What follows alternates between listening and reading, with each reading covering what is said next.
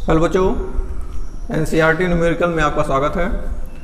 आज तीसरा क्वेश्चन लगने जा रहा है और तीसरा क्वेश्चन जो है वो आपके ग्रीन बोर्ड के सामने है।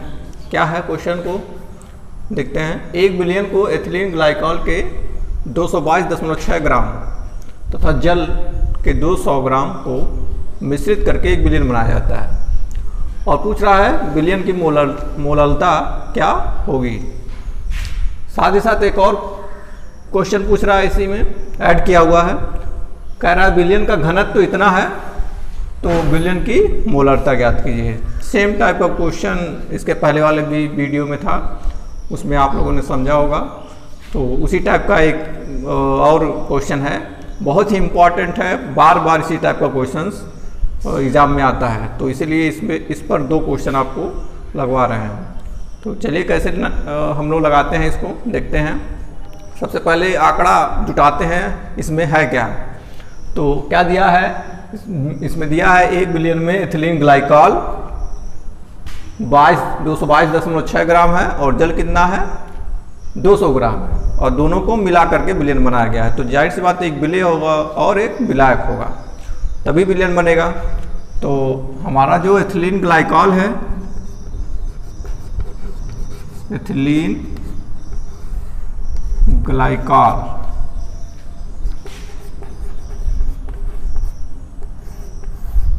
वो कितना है 222.6 ग्राम। ठीक है, अगर इसको विलेय मानते हैं हम लोग तो जो हमारा जल हो जाएगा वो क्या हो जाएगा विलायक। और जल कितना है 200 ग्राम। ठीक है, और इन्हीं दोनों से क्या बनेगा बिलियन आपका बनेगा। पूछ रहा है मोललता बताइए। तो मोललता का फार्मूला क्या होता है, मोललता का फार्मूला, मोललता को स्मॉल m से रिप्रेजेंट करते हैं। इसका फार्मूला हो जाएगा मोलों की संख्या बटे बिलियन का विलायक का भार। तो मोलों की संख्या को n से रिप्रेजेंट करते हैं और विलायक का जो भार है उसको v डैश से रिप्रेजेंट करते हैं। ठीक है, अब मोलों की संख्या कैसे निकलेगी। मोलों की संख्या का फार्मूला ग्राम में भार बटे अणुभार। तो ग्राम में भार को W से रिप्रेजेंट कर देते हैं। ये सब पहले ही बताया जा चुका है, एक बार और बता रहे हैं आपको। W बटे ग्राम में भार हो गया, अणुभार को m डैश से और इंटू v डैश ये है। तो ये फार्मूला हमको मिल गया है। इस फार्मूले में हम अब मान रख देंगे W का, m डैश का और v डैश का, तो हमारा मोललता निकल जाएगा। तो अब देखते हैं इसमें कुछ है कि नहीं है। आंकड़ा जो है इसमें कुछ यूज होगा। तो देखिए एथिलीन ग्लाइकॉल दिया हुआ है और इसको मान लेते हैं क्या है, ये विलेय है, सॉल्यूट। और इसको क्या मान ले रहे हैं, सॉल्वेंट।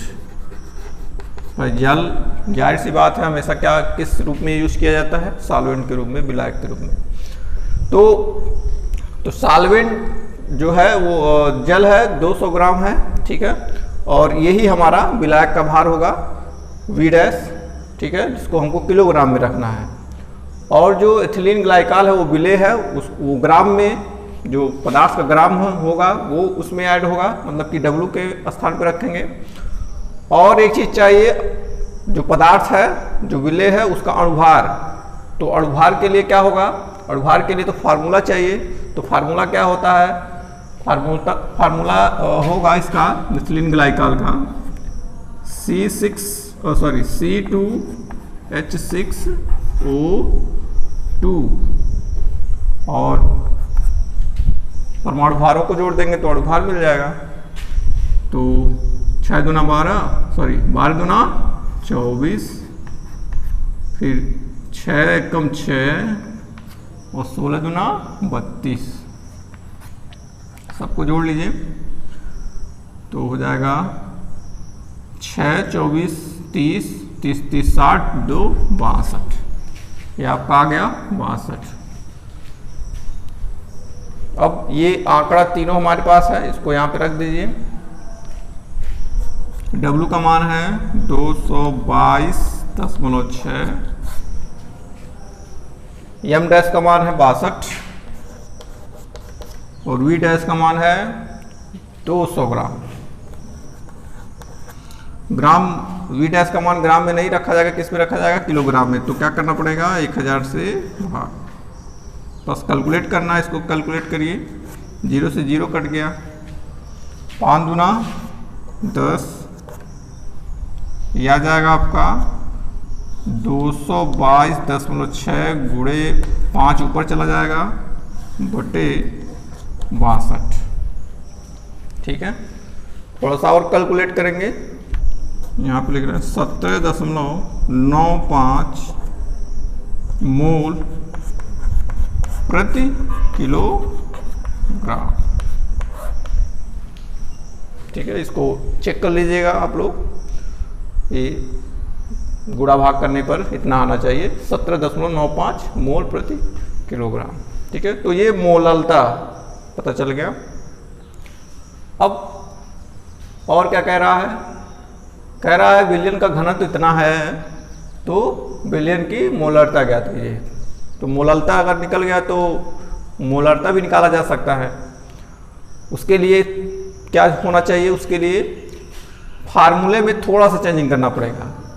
मोलों की संख्या, ये टोटल मोलों की संख्या को व्यक्त करता है और वी डैश विलायक को व्यक्त कर रहा है। इसी विलायक के स्थान पर क्या होना चाहिए? विलयन का आयतन होना चाहिए। बस आपका मोलरता पता चल जाएगा। लेकिन उसके लिए विलयन का आयतन कैसे पता चलेगा? विलयन का आयतन पता चलेगा किससे? घनत्व से। क्यों? घनत्व से पता चलेगा। घनत्व बराबर होता है द्रव्यमान बटे आयतन। तो आयतन जो होगा हमारा क्या होगा? वो विलयन का आयतन मिल जाएगा। तो लिखेंगे विलयन का, सबसे पहले यही निकालना जरूरी है, विलयन का आयतन। तो विलयन का आयतन को हम V से रिप्रेजेंट करना है। ठीक है, और द्रव्यमान, द्रव्यमान या भार भी लिख सकते हैं, भार बटे घनत्व, भार बटे घनत्व। कैसे आया है? हम लोग जानते हैं घनत्व बराबर क्या होता है? घनत्व बराबर भार बटे आयतन या द्रव्यमान बटे आयतन। ठीक है, तो ये यहाँ चला गया और ये यहाँ चला आया, तो ये आ जाएगा। अब इसमें भार बराबर क्या हो जाएगा? भार आप जानते हैं विलयन का जो भार होगा, इन दोनों को जोड़ देंगे तो भार आपका पता चल जाएगा। क्योंकि विलयन कैसे बना है? एथिलीन ग्लाइकॉल से बना है और जल से बना है। तो दोनों को जोड़ दीजिए तो भार पता चल जाएगा। 222.6 धन 200 बटे घनत्व, घनत्व दिया हुआ है 1.072। ठीक है, तो फिर कैलकुलेशन है, कैलकुलेशन ये हो जाएगा 422.6 बटे 1.072। ठीक है, फिर इसको भाग देंगे, भाग देने पर, ठीक है, आप कैलकुलेट करिएगा। हम कैलकुलेट करेंगे तो थोड़ा समय लगेगा। समय की बचत के लिए एक तरह से आपका होमवर्क भी हो जाएगा। इसको देख लीजिएगा आप लोग, ये सही है कि नहीं सही है। तो अब हम मोलरता निकालते हैं, विलयन की मोलरता।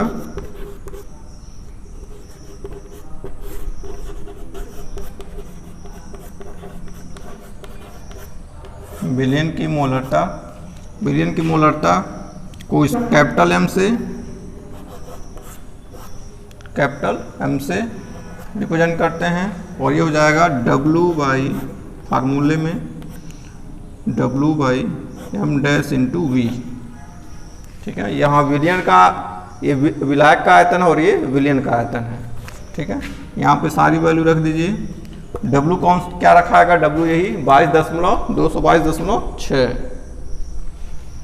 222.6 बटे एम डैश 62 गुणे वी कितना आया? 394.2। ध्यान देने वाली बात यह है कि 394.2 ये ml में है और हमको रखना क्या है? वी को लीटर में, तो 1000 से क्या करना पड़ेगा, भाग देना पड़ेगा। ठीक है, अब इसको कैलकुलेट करेंगे। कैलकुलेट करने पर इसको ऐसे भी लिख सकते हैं, इक्वल टू 222.6 गुणे 1000 बटे 62 गुणे 394.2। ठीक है, कैलकुलेट करेंगे और कैलकुलेट करने पे जो ये गुणा भाग जो है करके देखिएगा इतना आ रहा है कि नहीं। ठीक है, इतना आना चाहिए, आंसर किताब में दिया हुआ है 9.11 मोल प्रति लीटर। ठीक है, तो बहुत ही आसान क्वेश्चन है। मोलारता निकालने के लिए विलयन की आयतन की आवश्यकता है और मोलारता निकालने के लिए विलायक के आयतन की आवश्यकता है। ठीक है, और जो प्रोसेस है उसका प्रोसेस का प्रयोग करेंगे तो बड़े आसानी से मोलारता और मोलारता को निकाल सकते हैं। ठीक है, तो ये तीसरा क्वेश्चन था। नेक्स्ट क्वेश्चन के लिए नेक्स्ट वीडियो में आप देखेंगे। ठीक है, तब तक के लिए thank you very much, good bye.